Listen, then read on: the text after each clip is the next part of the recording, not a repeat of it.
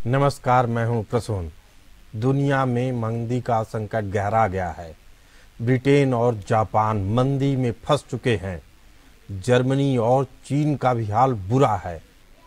America भी भारी कर्ज से बेहाल है, लेकिन आपको चिंता करने की जरूरत नहीं है।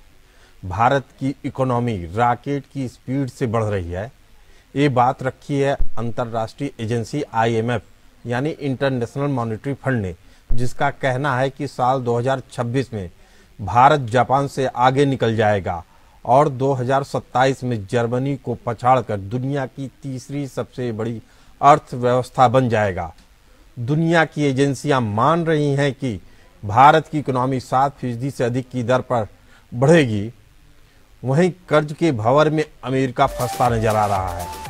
अमेरिका पर 34.2 ट्रिलियन डॉलर का कर्ज है। पिछले 3 साल में ही कर्ज 10 ट्रिलियन डॉलर से अधिक बढ़ चुका है। अगले दशक तक देश का कर्ज 54 ट्रिलियन डॉलर पहुंचने का अनुमान है। उसे रोज 1.8 अरब डॉलर ब्याज देना पड़ रहा है, यानी अमेरिका को रोज 1.8 अरब डॉलर ब्याज के तौर पे ही देना पड़ रहा है। बात करें चीन की, तो चीनी अर्थव्यवस्था का भी बुरा हाल है। चीन में बेरोजगारी चरम पर है तो रियल एस्टेट गहरे संकट में है। विदेशी निवेशक और कंपनियां बुरिया बिस्तर समेट रहे हैं और चीन से भाग जा रहे हैं। चीन की इकोनॉमी 2028 तक लगातार गिरने की आशंका जताई जा रही है। ये आशंका है IMF का। रियल एस्टेट संकट चीन की पूरी इकोनॉमी को डुबो सकता है, ऐसा कहना है IMF का, इंडियन मॉनेटरी फंड का। आपको बता दें कि ये मुश्किलें जापान और ब्रिटेन को भी झेलनी पड़ रही हैं। जापान में जबरदस्त मंदी आ चुकी है। दिसंबर तिमाही में अर्थव्यवस्था में 0.4% और सितंबर तिमाही में 3.3% की गिरावट आई है, जिससे जापान अब दुनिया की तीसरी सबसे बड़ी अर्थव्यवस्था नहीं रहा। दिसंबर तिमाही में ब्रिटेन की इकोनॉमी में 0.3% की गिरावट आई, जो सितंबर में 0.1% फिसली थी। इसके बाद नतीजा ये होता है कि जर्मनी तीसरी बड़ी इकोनॉमी बन चुकी है।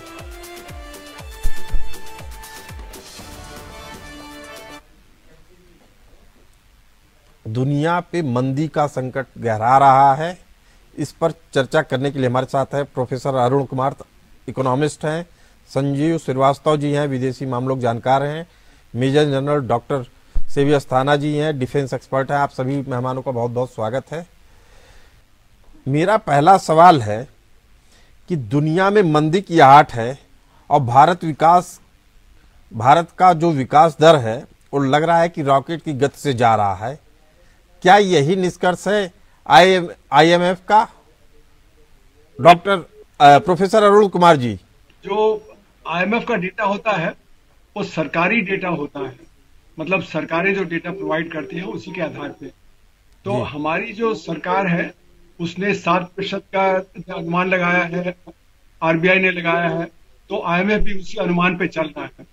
लेकिन हमारा जो GDP का डेटा होता है उसमें संग्रहित क्षेत्र का तो डेटा होता है, असंग्रहित क्षेत्र का डेटा नहीं होता। तो असंग्रहित क्षेत्र गिरावट पे, तो इसलिए मेरा मानना है कि हमारी भी अर्थव्यवस्था 1% की रफ्तार से करीब चल रही है, क्योंकि असंग्रहित क्षेत्र में भारी गिरावट है। जो माइक्रो यूनिट्स हैं, जो स्मॉल यूनिट्स हैं, काफी हद तक बंद हो गए हैं। तो इसलिए हम भी कोई बहुत अच्छा नहीं कर रहे हैं और अभी एल नीनो की वजह से हमारी कृषि में भी परेशानी है। इसीलिए हमारे के भाव बढ़ते जा रहे हैं। जैसे खाद्यान्न के हैं, जैसे गेहूं है, पैडी है, दाम बढ़, हालांकि हमने एक्सपोर्ट पे बैन लगा दिया है। तो हम इन्फ्लेशन रेट। आपकी आवाज में कुछ समस्या आ रही है। अभी हम दोबारा जुड़ते हैं आपसे। हमारे साथ मौजूद हैं मेजर जनरल डॉक्टर सेवी अस्थाना जी। आपको क्या लग रहा है, युद्ध का दौर है, देश की आर्थिक स्थिति उसके बावजूद भी मजबूत है। युद्ध के इस दौर में अर्थव्यवस्था लड़खड़ा नहीं रही है जैसे पूरी दुनिया में देखा जा रहा है। तो क्या इस स्थिरता को सैन्य मजबूती से जोड़ा जा सकता है? जरा सवाल दोबारा दोहराएंगे, मैं सुन नहीं पाया आपकी बात। मैंने कहा कि युद्ध के इस दौर में जहां दुनिया की अर्थव्यवस्था लड़खड़ा रही है, दुनिया के चौखट पे मंदी की आहट हो चुकी है, ऐसे में भारत की अर्थव्यवस्था स्थिर है। इसके पीछे सैन्य मजबूती को एक कारण माना जा सकता है या नहीं? जाहिर है कि जब किसी भी देश की कॉम्प्रिहेंसिव नेशनल पावर यानी कि ओवरऑल जो शक्ति है वो बढ़ती है, और जब सिक्योरिटी में स्थिरता रहती है तो उसका फर्क देश की इकोनॉमी के ऊपर भी पड़ता है। और इसी को मैं थोड़ा विस्तार से समझाना चाहूंगा जी। अब पहले 1700 साल, आज से अगर आप गिने पिछले 300 साल निकाल दीजिए, 1700 साल तक भारत और चीन वर्ल्ड में सबसे बड़ी इकोनॉमी थे। तकरीबन विश्व का 30 से 40% जीडीपी इन दोनों देशों में होता था, और भारत तो सबसे बड़ी इकोनॉमी होता था। उसके बाद एक दौर ऐसा आया जब वेस्टर्न कंट्रीज हैं, जो अमेरिका है, यूरोप है, इन लोगों ने डिफेंस, जो इनके इंडस्ट्रियल मैन्युफैक्चरिंग है, इंडस्ट्रियल रिवोल्यूशन यहाँ पर हुआ और टेक्नोलॉजिकल रिवोल्यूशन हुआ, और उस टाइम में वो लोग हमसे काफी आगे निकल गए।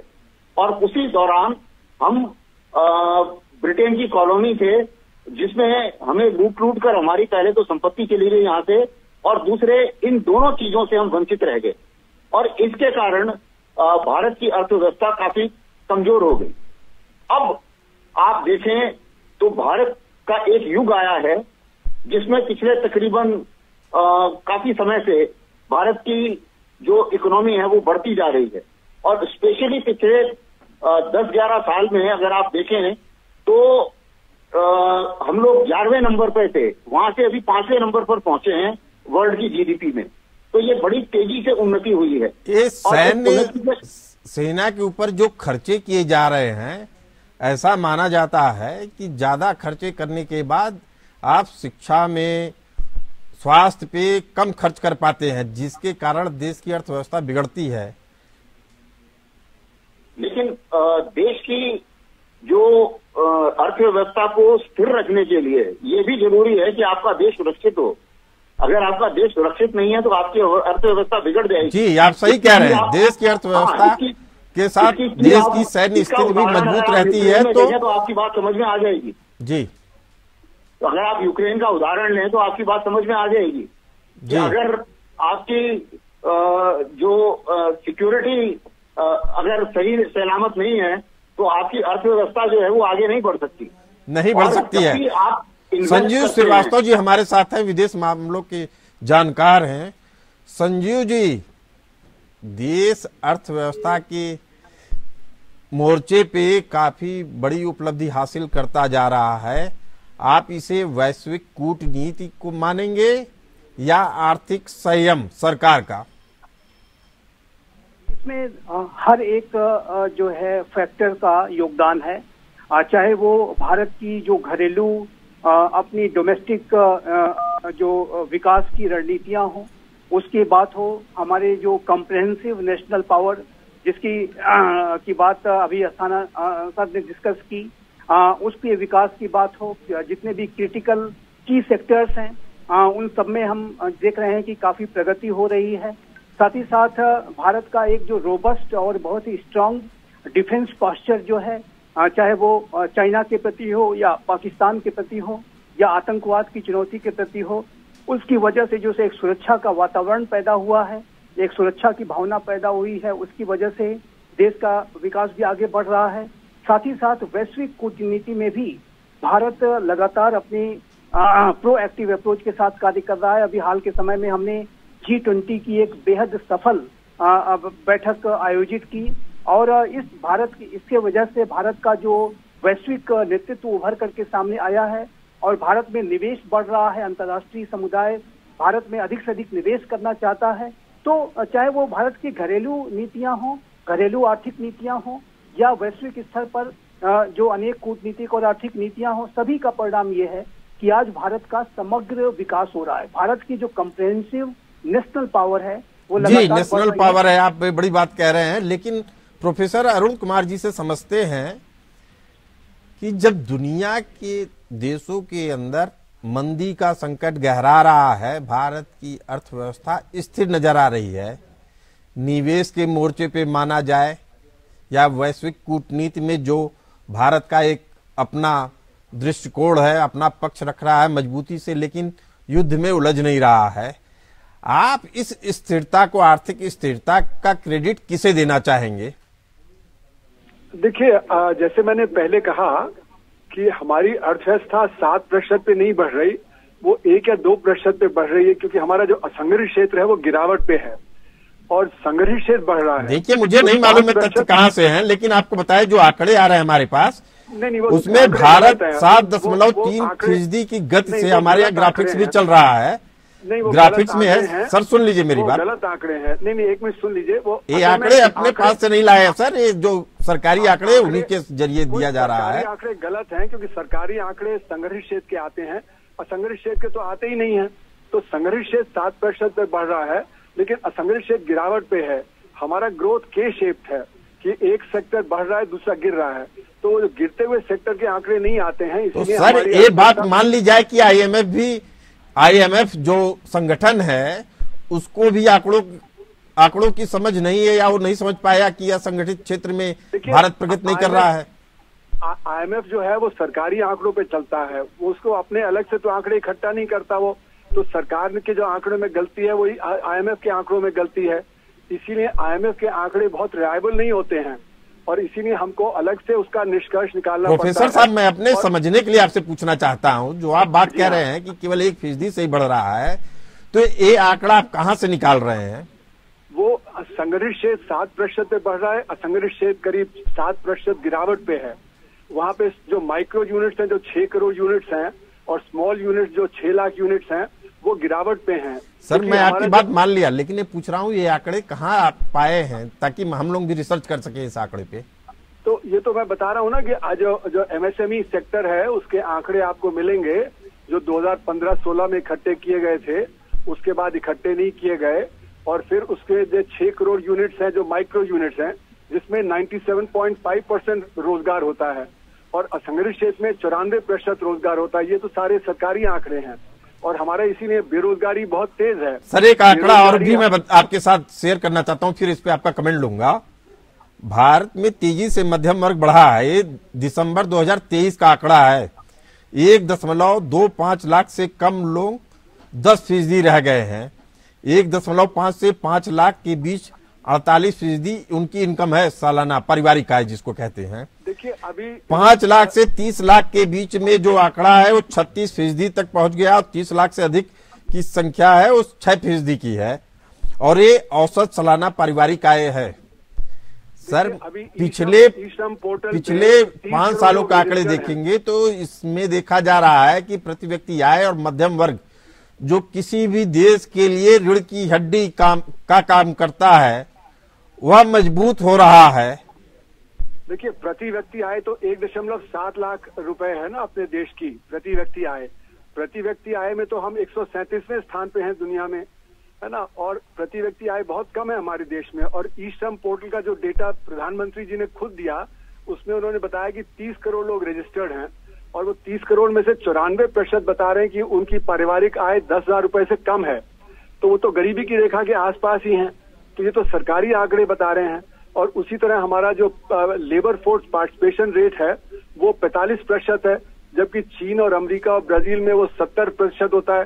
तो हमारे यहाँ 25% लोग कम है लेबर फोर्स में, तो इसीलिए हमारा उत्पादन भी कम हो जाता है, और इसीलिए हमारे बढ़ने की रफ्तार भी कम हो जाती है, क्योंकि लोग को काम नहीं मिल रहा है। और खासकर 15 से 29 साल की उम्र के जो शिक्षित युवक हैं, जितने वो ज्यादा शिक्षित है उतनी बेरोजगारी ज्यादा है। ये तो सरकारी आंकड़े PLFS का जो डेटा आता है उसमें दिया गया है।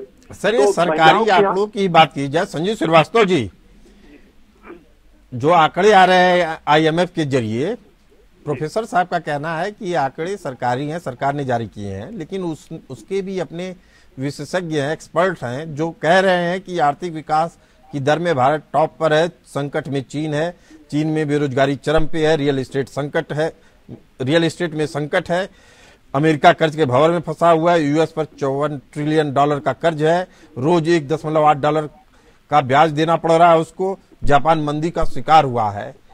तो क्या इसको मान ले कि भारत आर्थिक दृष्टि से अभी अपने पैरों पे खड़ा नहीं हुआ है? संजीव श्रीवास्तव जी। नहीं, देखिए मैं ऐसा नहीं मानता हूँ। चाहे वो रिजर्व बैंक ऑफ इंडिया के आंकड़े हों, चाहे वो नेशनल स्टैटिस्टिक्स ऑर्गेनाइजेशन NSO के आंकड़े हों, उन सभी को जो है कलेक्ट करने के लिए एक बड़े डेटा, एक पूरा बड़ा संगठन इन संस्थाओं का लगता है और तब जाकर के ये आंकड़े तैयार होते हैं। और यदि ये नहीं कहा जा सकता कि इन सारे आंकड़ों के आधार पर ही IMF ने अपने आंकड़े निकाले। IMF के भी अपने रिसर्चर्स हैं और अगर जहां तक IMF के आंकड़ों और भारत सरकार के आंकड़ों की बात करें तो उसमें थोड़ा अंतर भी है। भारत सरकार जहां इसको 7.3% तक का बता रही है, वहीं IMF का जो आंकड़ा है थोड़ा कम 6.7% का है। लेकिन ये दोनों ही आंकड़े, चाहे वो IMF के हों, चाहे वो भारत सरकार की संस्थाओं के हों, NSO या रिजर्व बैंक ऑफ इंडिया के, ये सभी इस बात को बहुत ही स्पष्ट रूप से दर्शाते हैं कि भारत का समग्र आर्थिक विकास हो रहा है। भारत आर्थिक रूप से मजबूत हो चुका है, ऐसा कहना है संजीव श्रीवास्तव जी का। IMF का भी यही कहना है। लेकिन डिफेंस को लेकर भारत के सामने क्या चुनौतियां हैं? क्योंकि यही एक ऐसा क्षेत्र है जिसके कारण भारत की अर्थव्यवस्था गड़बड़ हो सकती है। हम चर्चा कर रहे हैं IMF की रिपोर्ट का, जिसमें एक ओर भारत के भविष्य उज्जवल बताया जा रहा है, वहीं दूसरी ओर आर्थिक मंदी की आहट की ओर इशारा भी किया जा रहा है। इसके क्या है मायने समझते हैं अपने पैनलिस्ट से। हमारे साथ हैं defence expert major general doctor CV Asthana ji. दुनिया में जब मंदी की आहट आ चुकी है, युद्ध का दौर जारी है, तो सही रणनीति क्या होगी? अपने आप को सैन्य रूप से ज्यादा मजबूत बनाना, ऐसी आत्मनिर्भर भारत ही सही नीति है और हमें हर क्षेत्र में आत्मनिर्भर होना है। आपने कुछ समय पहले कुछ आंकड़ों की बात करी थी। मैं ये आंकड़े अलग अलग लोग अपने अपने नजरिए से, अपने अपने तरीके से देखते हैं, लेकिन कुछ जो वर्ल्ड के आंकड़े हैं उनको झुठलाया नहीं जा सकता। आज अगर पूरे वर्ल्ड में लोग इन्वेस्टमेंट इंडिया में लाना चाह रहे हैं तो इसका मतलब भारत तरक्की कर रहा है और भारत की अर्थव्यवस्था काफी अच्छी है। और इसमें सिर्फ भारत सरकार की आंकड़ों की हम बात नहीं करते हैं, पूरे वर्ल्ड में आप कोई भी किसी के भी आंकड़े उठा के देख लीजिए, वो यही बोल रहा है। जो भारत का जो सुनहरा भविष्य वो नजर आ रहा है। आपने एक सवाल पूछा था डिफेंस के बारे में, ब्रेक में जाने से पहले मैं जरूर ये बताना चाहूंगा सभी दर्शकों को कि देखिए, जो डिफेंस में भी हम लोग आत्मनिर्भरता की तरफ जा रहे हैं। हमारे जो डिफेंस एक्सपोर्ट्स हैं वो तकरीबन 23 गुना बढ़े हैं पिछले कुछ सालों में, और ये एक बहुत बड़ा इंप्रूवमेंट है, क्योंकि अभी भारत की जो डिफेंस की रिक्वायरमेंट है उसके कारण हम वर्ल्ड में सबसे ज्यादा हथियार और साजो सामान खरीदते हैं युद्ध का, और इसलिए वो एक भारी खर्चा है। और उस खर्चे को अगर हमें यूटिलाइज करना है तो बेस्ट चीज है कि हमें अपने डिफेंस एक्सपोर्ट बढ़ाने होंगे। आप बड़ी बात कर रहे हैं, बढ़ाना होगा, अपने आप को आत्मनिर्भर बनाना होगा। संजीव श्रीवास्तव जी हमारे साथ हैं। हम समझना चाहते हैं कि आखिर क्या कारण है, जापान, ब्रिटेन, जर्मनी, फ्रांस सब में लग रहा है कि आर्थिक मंदी की आहट आ चुकी है। कारण क्या हो सकते हैं? देखिए, इसका जो सबसे बड़ा कारण ये है कि भारत की अर्थव्यवस्था की जो फंडामेंटल्स हैं वो बहुत ही रोबस्ट हैं, स्ट्रांग हैं, और भारत जो है अपने आत्मनिर्भरता के मंत्र पर भी चल रहा है। भारत की जो पूरी इकोनॉमी है उसमें अपने स्वयं का जो योगदान है वो लगातार एक बहुत ही मजबूत स्थान रखता है। भारत आपको क्या लग रहा है कि चीन रियल सेक्टर में जिस तरीके से उसकी योजनाएं परियोजनाएं भरभरा के गिर रही हैं, रियल एस्टेट के कारण वो आर्थिक संकट में फंसेगा या उबर जाएगा? देखिए, चाइना का चाहे वो रियल एस्टेट का सेक्टर हो, चाहे वो बैंकिंग सेक्टर हो, सभी बहुत ही बड़ी क्राइसिस से जूझ रहे हैं। और चाइना की इकोनॉमी लगातार स्लो डाउन कर रही है। और चाइना के लिए इससे उबर पाना बहुत ही मुश्किल समय बहुत ही मुश्किल है। प्रोफेसर अरुण कुमार जी से पूछते हैं, हमारे साथ इकोनॉमिस्ट हैं। प्रोफेसर अरुण कुमार जी, ये दुनिया के बाकी देशों में जो संकट मंडरा रहा है उसके क्या कारण आप दिखते हैं? देखिए, ऐसा है कि अभी यूक्रेन युद्ध के बाद जो एनर्जी के प्राइसेस हैं वो बढ़ गए थे और एनर्जी का क्राइसिस भी हुआ, और जो गाजा का युद्ध हुआ है उसकी वजह से अनिश्चितता का काल बढ़ गया है, ट्रांसपोर्टेशन के कॉस्ट बढ़ गए हैं, उससे जो हमारे रॉ मटेरियल सप्लाई है उसके कॉस्ट बढ़ जाते हैं। तो उन सब की वजह से जो बाकी अर्थव्यवस्था है वहां पे एक मंदी का दौर आने की शुरुआ है। अब जब बड़ी बड़ी अर्थव्यवस्था में मंदी आते है तो और जो बड़ी अर्थव्यवस्था है उनमें भी मंदी आने लगती है। प्रोफेसर अरुण कुमार, ये सब तो यूरोप के देशों में माना जा सकता है, लेकिन जापान में क्या कारण हो सकता है? नहीं, वहां तो एनर्जी का कोई ऐसा इशू नहीं है। नहीं, जापान में भी फर्क पड़ता है जब एनर्जी पे सप्लाई बॉटलनेक होते हैं, क्योंकि दुनिया अब इंटरकनेक्टेड है। तो एक जगह अगर परेशानी आती है तो उसकी परेशानी दूसरी जगह भी आती है। अब जैसे कि चीन में जब परेशानी होगी तो जापान में भी परेशानी हो जाएगी, क्योंकि चीन का और जापान का ट्रेड बहुत ज्यादा है। जैसे हमारा देश का भी अगर देखें तो हम जब चीन से $117 बिलियन का इंपोर्ट करते हैं और $17 बिलियन का एक्सपोर्ट करते हैं, तो हमारा डेफिसिट चीन के साथ $100 बिलियन का है। तो यानी कि हमारा अगर चीन में परेशानी आएगी तो हमारी अर्थव्यवस्था में भी परेशानी, उसका असर होगा। अगर यूरोप में परेशानी आती है तो उससे हमारी भी डिमांड कम हो जाती है, एक्सपोर्ट कम हो जाते हैं, तो हमारी भी अर्थव्यवस्था पे असर पड़ता है। तो इसलिए जो आज के दुनिया में जो सप्लाई बॉटलनेक हुए थे पैंडेमिक के बाद, फिर यूक्रेन युद्ध के बाद, फिर उसके बाद अब ये गाजा की वजह से हुआ है, इसका असर सारी दुनिया पे पड़ रहा है। तो यानी युद्ध के कारण दुनिया पे संकट और गहरा गया है। 30 सेकंड में समझना चाह रहे संजीव जी कि क्या भारत में ऐसी क्या खूबी है जिसके कारण से भारत के ऊपर असर कम दिख रहा है? अच्छा सवाल आपने किया है। और देखिए, भारत पूरे वैश्विक रणनीतिक अनिश्चितता, संजीव जी की आवाज नहीं आ रही हमारे पास, हम चलते हैं डॉक्टर सेबी अस्थाना जी के पास। सेबी अस्थाना जी, भारत की आर्थिक रूप से जो मजबूती दिख रही है उसके पीछे आप क्या कारण देख रहे हैं? सबसे बड़ी चीज है भारत की पॉलिसी, क्योंकि कई पॉलिसी हम लोगों ने ऐसी तैयार करी उससे हमारे अर्थव्यवस्था नहीं गड़बड़ाई। यानी कि जैसे आप देखें, जब ये रूस और यूक्रेन का युद्ध हुआ उसमें हम सीधा वेस्ट के पीछे नहीं चले गए और हमने अपनी एक इंडिपेंडेंस बरकरार रखी, और उस इंडिपेंडेंस बरकरार रखने के कारण जो हमारे इंटरेस्ट में था, जहां से हमें सस्ता तेल मिलना था, तो क्या हम ये मान सकते हैं कि मोदी है तो मुमकिन है एक लाइन में? सिर्फ जब ये पॉलिसीज होती हैं, मैं एक व्यक्ति विशेष की बात नहीं करता हूँ। आप पूरे देश को क्रेडिट देना चाहते हैं? हाँ, प्रिंसिपल के तौर पर मैं एक व्यक्ति विशेष की कभी भी बात नहीं करता हूँ, देश की बात करते हैं। लेकिन ये आप बड़ी बात कह रहे हैं इसका क्रेडिट पूरे देश को मिलना चाहिए। पूरा देश इस समय एक ही दिशा में काम कर रहा है। आप सभी मेहमान हमारी इस खास चर्चा से जुड़े रहे। फिलहाल इस चर्चा में इतना ही, हमें दीजिए इजाजत। बने रहिए एपीएन न्यूज के साथ।